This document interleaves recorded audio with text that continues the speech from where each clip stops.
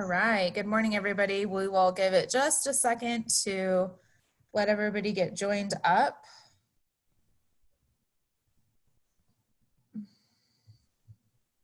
Yeah, we've still got more people.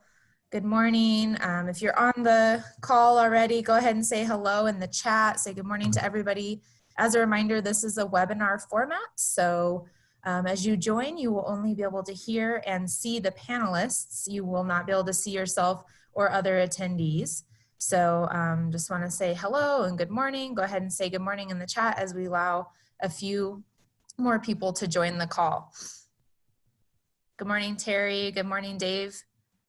Thanks for being here. Sandy Head, good morning. Dave Frank, good morning. Kevin, good morning. Henry, good morning. Colleen, good morning. Thanks for being here. Barbara, good morning. Amanda, good morning. All right. And Ben, good morning. All right, it looks like we're getting pretty close to having people join and get going on the call. I just wanted to tell everybody good morning. Happy Wednesday. Thanks for being here. We've got a great panelist this morning to talk to us, and so I'm not going to take too much time, but I just want to remind the business community here in Montrose about the great resources that we have locally.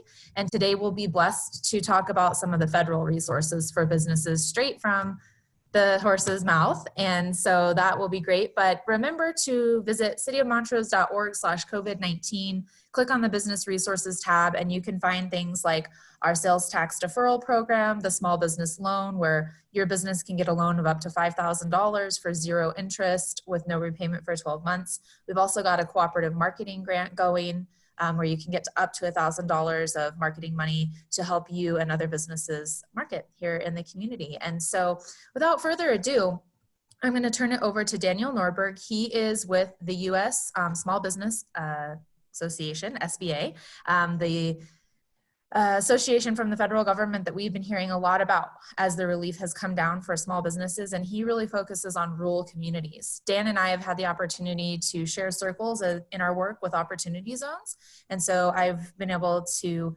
meet Dan in a couple of different settings having that to do with that work in our communities and rural communities. And so I think he's a great resource. I'm really grateful that he's able to join us this morning. I know that he's very busy. So Dan, thank you for being here, and I'm just going to turn it over to you. Great. Thank you, Chelsea, and good morning, everybody. It is good to be with you. And Chelsea, thank you again for the continued partnership. As you mentioned, we've had a chance to work on a number of economic development efforts and look forward to continuing to do that, especially in light of the current situation. So thank you. I thought for this morning, what I do is go over a couple things. Certainly want to talk about the Paycheck Protection Program, because I think that's at the forefront of everyone's mind. I also want to give you a candid assessment of where we have been from an SBA standpoint in terms of implementing not only Paycheck Protection Program, but also some of the other support services to help small business, and just give you an update as to where we're at. As it pertains to Paycheck Protection Program, on March 27th, so just a few weeks ago at this point, Congress passed the CARES Act. And the CARES Act did a number of things, but certainly first and foremost, and I think the one provision of that legislation that has received the most notoriety is the Paycheck Protection Program. It is a $349 billion loan program really designed to help small businesses retain their employees. Congress asked SBA to stand this program up in a record amount of time. So perspective, it passed on March 27th. The loan program went live on April 3rd. So just a very short amount of time, that program was stood up, not without some hiccups, mind you, but very short amount of time, and it is working. As of yesterday, here in Colorado, we had 28,469 loans approved for close to $6 billion. So we are getting the money out to the small business owners at this time, and we're hopeful that Congress will continue to supplement additional funds so that we can continue to provide that resource. In terms of the program itself, let's go over that and just make sure everyone has a baseline understanding of what it entails. The program is for any small business with less than 500 employees, including sole proprietors, independent contractors, as well as other self-employed individuals. So if you're a part of the gig economy, you are eligible for this program. Also important to note that private 501c3 nonprofits, including religious organizations, as well as places of worship, are also eligible. 501c19 veterans organizations are also eligible, as well as tribal business concerns.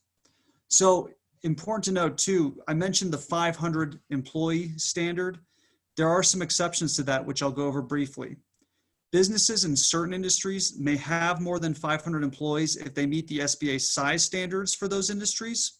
So one example of this would be businesses in the manufacturing industry, where you could have employee count of up to 1,500 employees and still be eligible. So if you think you may fall into a business category where you know there's an established SBA size standard, it's certainly worth double checking with to see what your employee count might be and see if there's some flexibility as it pertains to eligibility. Another exception to the 500 employee count, the program does allow for businesses in the hospitality as well as the food industry with more than one location to be eligible as long as they don't have more than 500 employees per physical location. So one example of that would be if you have a restaurant owner with 4 restaurants and they have 200 employees at each of those locations, that would be acceptable.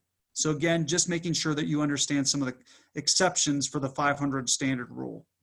In terms of maximum loan amount you receive, it's determined based on a formula of your average monthly payroll from the year prior, multiplied by 2.5 or $10 million, whatever is the lesser amount. In most cases, it's going to be the lesser amount, but it does go up to $10 million. Since this is an employee retention measure, the loan has some very prescriptive uses as to what you can use it for, including payroll support, employee salaries, paid sick or medical leave, insurance premiums, mortgage, rent, as well as utility payments. Now, it's important to note that these are not direct loans from the Small Business Administration. The interface and the point of entry for this program is with your lender. And that was intentional. We want you to utilize the existing relationship with the lender that you've been doing business with so that you can get the money much faster than as if it were a direct loan from the US government. Any insured bank, credit union, or farm credit institution are eligible to do these loans. SBA has provided delegated authority to these lenders to make determinations on borrower eligibility as well as creditworthiness. So you don't have to go through all the SBA's usual channels and processes. If you've ever used SBA lending before, that authority has been delegated to the lender. For eligibility purposes, though, we are asking that the lender, that the borrower certified that as a result of this crisis, it is necessary for them to take out this loan in order to continue operations, as well as to certify that they were a business operational on February 15th, 2020, and had employees for whom it paid salaries and payroll taxes. There are no borrower fees or lender fees for participation in the program. There's no credit elsewhere standard for funds provided. There's no collateral or personal guarantee for the program, and borrowers will also not be charged any prepayment fees. The maturity for the loan is 2 years. The interest rate is 1%, and these loans are 100% guaranteed by the federal government. Now, important to note too, in terms of other flexibility that SBA is providing with this product, we are allowing deferment of payments on these loans for at least 6 months. So that certainly does provide some additional assistance to the small business owner during this difficult time. Now, the primary feature of the loan is forgiveness. The statute establishes that the borrower shall be eligible for loan forgiveness equal to the amount by the borrower during the 8-week period after the origination date of the loan on payroll costs incurred as compared to the prior year. So in essence, there is going to be a year-to-year comparison of your average full-time equivalent as well as your payroll, and your loan forgiveness will be proportionate to maintaining employees and wages. The amount forgiven will be reduced proportionally by any reduction in employees retained compared to the year prior, and reduced by the reduction in pay of any employee beyond 25% of their prior year compensation. Last but not least, 75% of the loan must be used on payroll in order to receive the full loan forgiveness. So that does leave the remaining 25%, which can be used for mortgage, rent, and utility payments.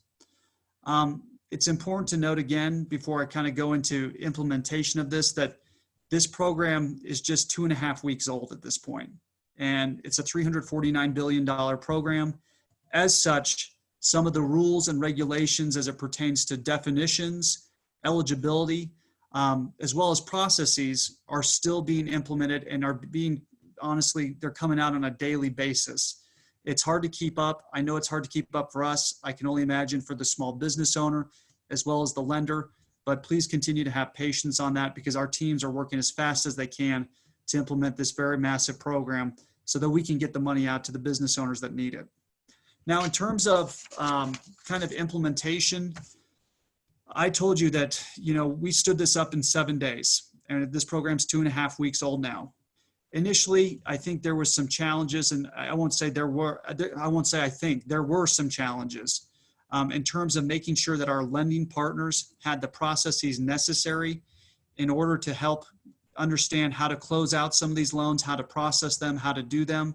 Also, we were requiring that lenders utilize our existing SBA interface, which is called eTran, in order to do these transactions. Well, if you're a lender that A, has not utilized SBA loan products in the past, or B, does a very low volume on an annual basis, that's going to be a challenge for you. So at that front end, we were tasked with really working with the lenders to try and get them into the system, get their passwords, get them user licenses for their branches so that they could have personnel go into our system and do these loans, while also adhering to some of the security requirements and standards that we have to have as a federal government in order for these things and personal information to be secure. So that was certainly a challenge on the front end. I am happy to say that at this point, we have a dedicated call center now for lenders that continues to get better on a daily basis in terms of providing them the information and resources they need if they have challenges with the system. We also developed in a very short amount of time a much more streamlined and coordinated lender gateway that you don't have to have the existing knowledge on our systems to utilize to process loans. It's a completely new interface, much more streamlined, and really very simple to utilize. So a lot of lenders have been working on that, processing loans in a very fast amount of time. And so that has been helpful in terms of processing and working with our lenders. I know they are working as hard as they can, whether it's from the big banks to the small banks to the credit unions, farm credit. Everybody is all hands on deck working at all hours of the day. And I think it's important you know that. One of the challenges that we've had also is, since this program is so new and information really is flowing out on a daily basis from both SBA as well as the United States Treasury, is we've been combating a great amount of misinformation. I think in the absence of firm guidance from both of our respective agencies, unfortunately, we've had law firms, CPA firms, all sorts of web resources, while not ill-intentioned, but promoting and putting out materials that are just not accurate. Unfortunately, as I referenced earlier, there are still some definitions and guidance as it pertains to certain industries and eligibility that I just don't have at this time. We're working very hard to formulate those, but again, just please be cognizant of that as you're looking at resources on the web. I can tell you that anything you see on treasury.gov as well as sba.gov has been approved and is guidance that you can follow. But for other resources, please utilize caution. It's, again, not that it's ill-intentioned, but it does everybody a disservice if there's eligibility issues out there, that there's an interpretation that's different than what the actual final result will be. Outside of that, I talked earlier about the amount of loans that have been dispersed here in Colorado. And I think we have to be encouraged by, yes, this process has not been without a hiccup here or there, but every day it has gotten better and better and better. And I can tell you that small business owners are getting the access to the capital they need to maintain and keep their employees on board, as well as continue to serve the communities that we live in. So that's very encouraging. Nationwide, as of yesterday, we were at $250 billion in loans processed. So that's a very encouraging number. I do want to say, and this is publicly reported, so I'll say that as well. it's publicly reported, but Congress is having continuing conversations about supplementing some additional funds and providing additional funding for the Paycheck Protection Program. I can't speak to as to whether or not that will happen, but certainly if we were at $250 billion in loans processed yesterday, there is an expectation that in the coming days that we will probably reach that $349 billion cap that we were appropriated initially. So we will stay tuned on that front and certainly communicate any information that we have for sure.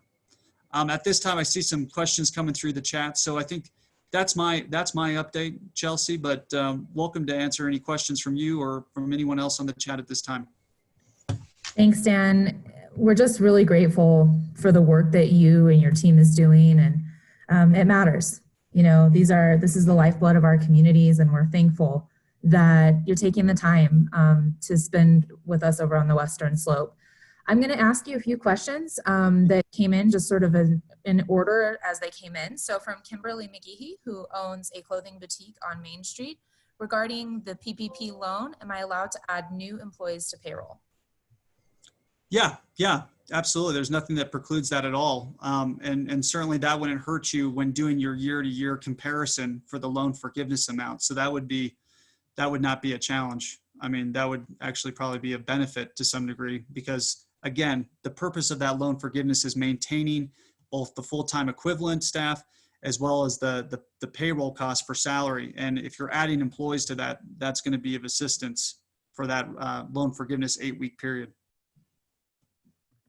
Great, thank you.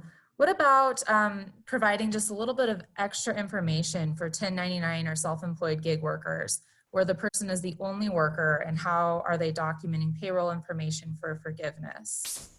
Yeah, that's a great question. Let me look. I have a sole, because so like I mentioned, our 1099, whether that's independent contractors or sole proprietors, you are eligible for this program. You do have to submit such documentation as necessary to establish eligibility. So if you have payroll processor records, payroll tax filings, Form 1099, or as well as income and expenses from a sole proprietorship, that's going to kind of help establish your forgiveness for the loan amount. So that's going to help establish the loan amount as well as the amount forgiven. So you need to have some of those supporting documentations. Now, it does get a little more complicated for some depending on how you're organized. So if you do not have such documentation, you can provide other supporting elements such as bank records or any other, something to document more or less or demonstrate that there's a qualifying payroll amount. But you may have to work with your lender to get that. But yes, you are certainly eligible. Just have sufficient documentation to demonstrate the qualifying payroll amount. Thank you. And it looks like Paul also had a question about 501c6 entities. Mm-hmm. I know you talked about other nonprofits, but did you want to address that one specifically? Sure. Yeah, and that's a great question, Chelsea. And that's certainly one we get a lot because a number of chambers of commerce fall under the 501c6 designation. And certainly they're such important parts of our community. At this time, they are not deemed eligible for the Paycheck Protection Program. And so I know that there was a letter submitted by, I think, every member of the congressional delegation just last week to our administrator as well as to the House and Senate Small Business Committee that for any subsequent stimulus or legislative action that Congress takes in the small business realm, that those designations be included as well. So that's the latest update I have, but unfortunately they're not eligible at this time. Thanks a bunch. We have a question from someone who works at the Colorado Workforce Center here in Montrose, and she is asking, Amanda is asking, if there's a company in which work has essentially stopped, but the owner wants to retain his or her employees, can use PPP to keep employees on payroll but still keep them home since work has stopped? Yeah. And if so, and I'm sure you're probably seeing this, if employees already applied for a job attached unemployment, does the Department of Labor just tell the employee to stop requesting payment? No, that's a great question. And this is one that keeps getting brought up for sure because of some of the dynamics in place. The Paycheck Protection Program is really contingent upon having, again, with that, the loan forgiveness provision, but in establishing that loan forgiveness provision, it is maintaining your average full-time equivalent employees as well as the wages paid compared to the year prior.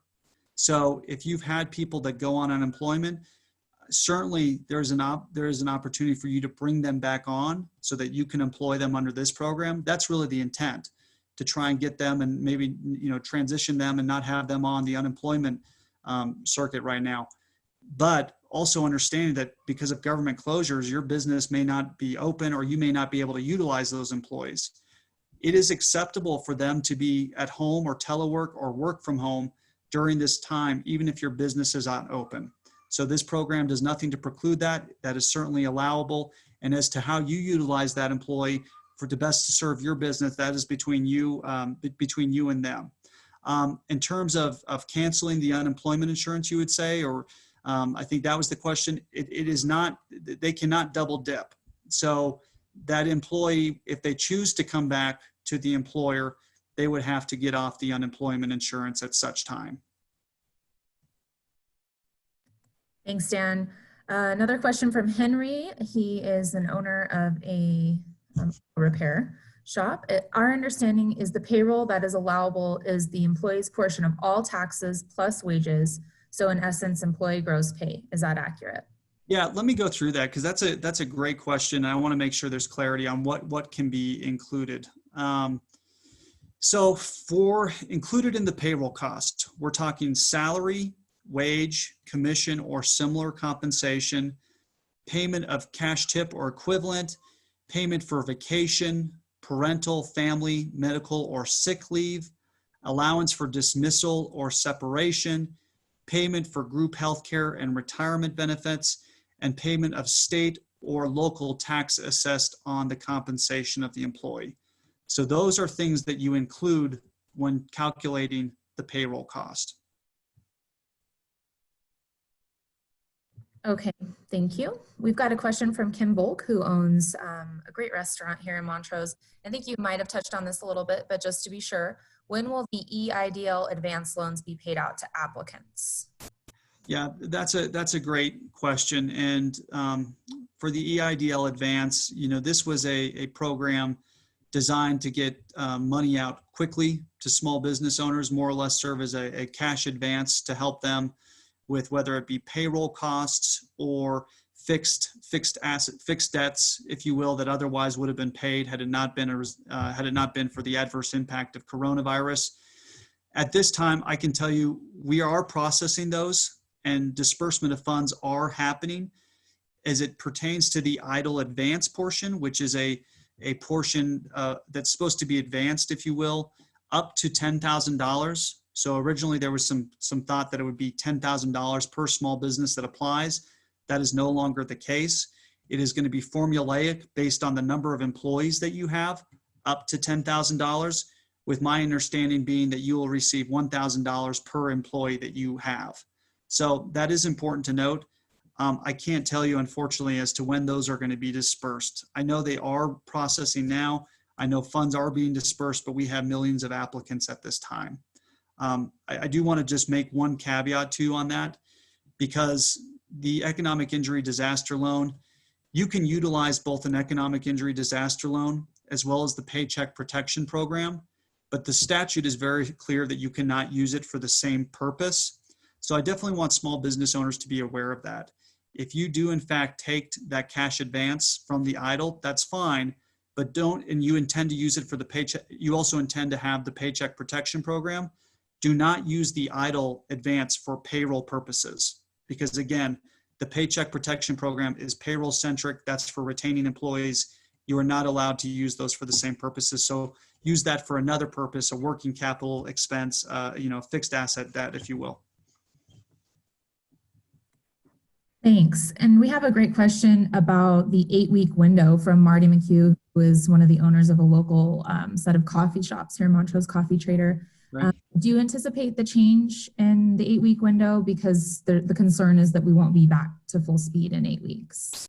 Yeah, that's a really great question. And, based on the statute, the covered period for the loan of the Paycheck Protection Program is from February 15th, 2020 to June 30th, 2020.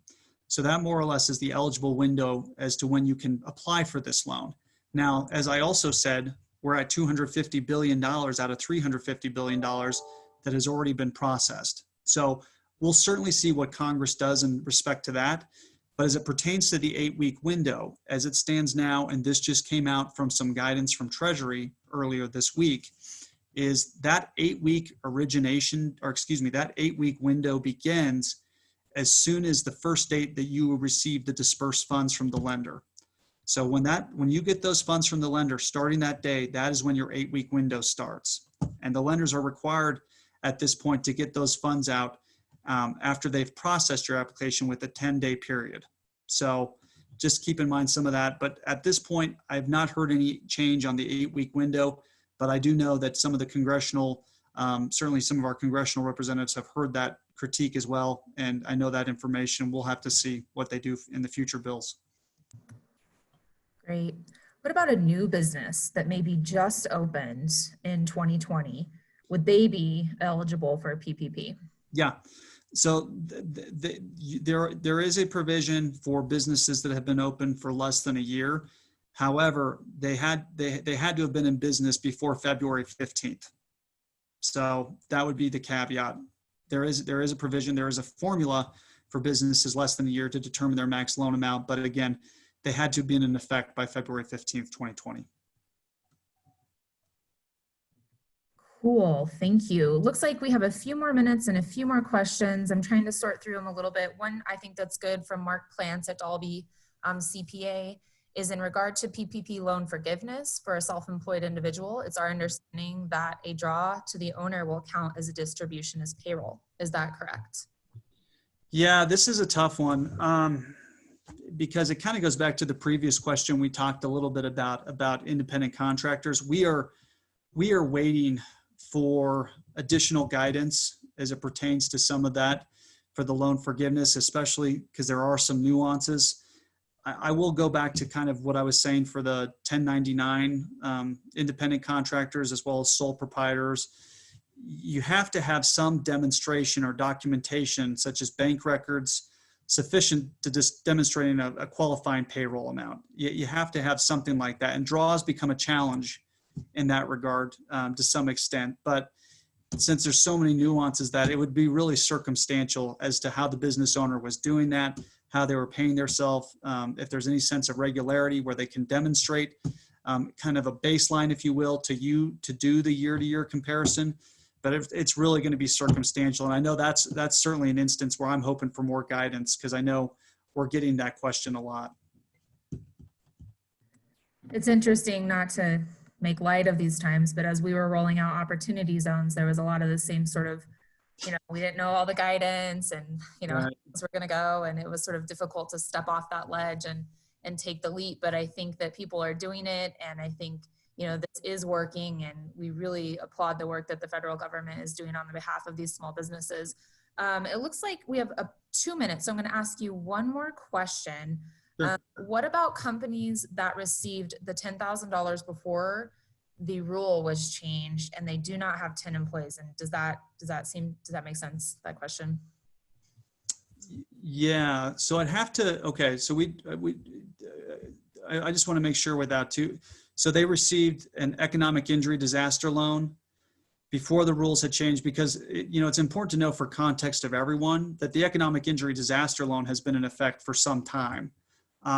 It was recently, as of about a month, God, it seems like forever ago, but like a month, I think almost a month and a half ago, where Congress allowed us at SBA to utilize that program for businesses that had been adversely impacted by coronavirus.